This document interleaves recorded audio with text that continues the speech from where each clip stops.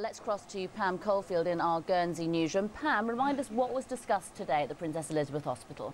Well, Claire, this stems back to an independent report that was carried out 2 years ago. It made around a dozen recommendations, including bringing in more specialist doctors. But the number of registered Guernsey cows across the world is declining, from around 35,000 20 years ago to around 14,000 now. That's at the rate of around 1,000 cows a year. This plane will be able to take 156 passengers between Jersey and London Gatwick, with flights 3 times a day, in the morning, the afternoon and the evening. It's competition from overseas and the high cost of production that's caused the closure of the Channel Islands bakery in Jersey and Worries in Guernsey. With more foreign food on our shelves, we ask shoppers if they care. And you've been sending us your comments. John phoned in to say the bread went mouldy within 24 hours. We were throwing it away. On Twitter, Joyce says we get told to buy local, but soon we won't be able to. And on Facebook, Mick adds it's their own fault for being too expensive. The dairy would go the same way if they allowed competition. There you are.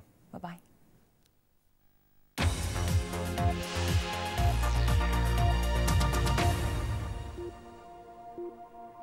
Good evening. Urgent improvements are needed at Guernsey's ambulance service, according to an independent report out today.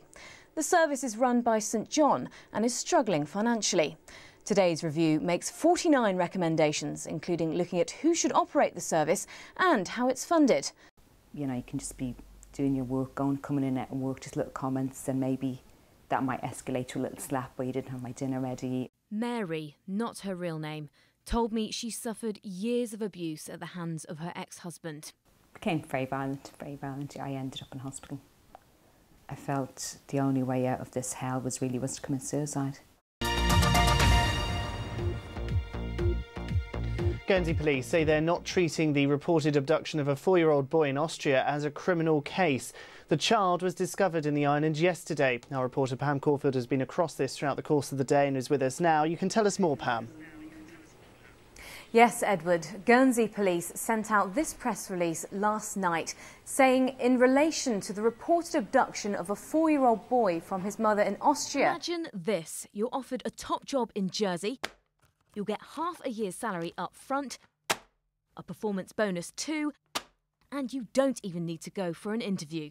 Sounds too good to be true? Well, it is. It's a con.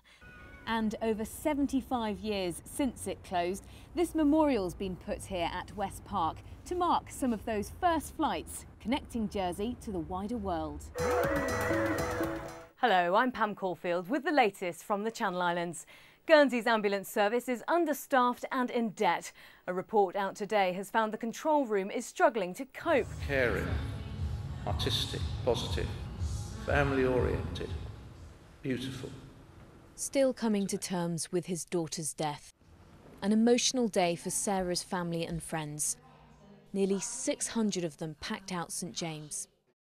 Messages for a much-loved father, brother and husband. Neil Blood was from Stoke-on-Trent and had been holidaying in the island. The 42-year-old had been cycling around the harbour in St Helier at lunchtime yesterday when he collided with a van. He died at the scene. Talks are underway between unions, the Commerce and Employment Department and the bus company to try and thrash out a long-term solution. But opinions differ on how successful they are. Seen third from the right, Mitchell began the race as one of the favourites. He hit the bend and it all went wrong.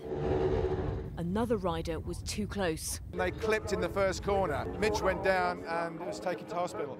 He was conscious and moving, so that's always a good sign. Hewlin Renouf, a shipping company at a standstill. The firm normally operates 5 sailings a week between Southampton, Guernsey and Jersey. This boat should have left Jersey Harbour at 11 this morning. Now, Jersey Royals, a famous potato export from the region, are about to be sold around the world in a different form, as vodka. Our reporter Pam Caulfield went to the Lamar wine estate to meet the producers, hoping to use the already famous brand to create Jersey's first vodka. You might recognise these. You might even be having them for your tea. But now Jersey Royal potatoes are being made into vodka.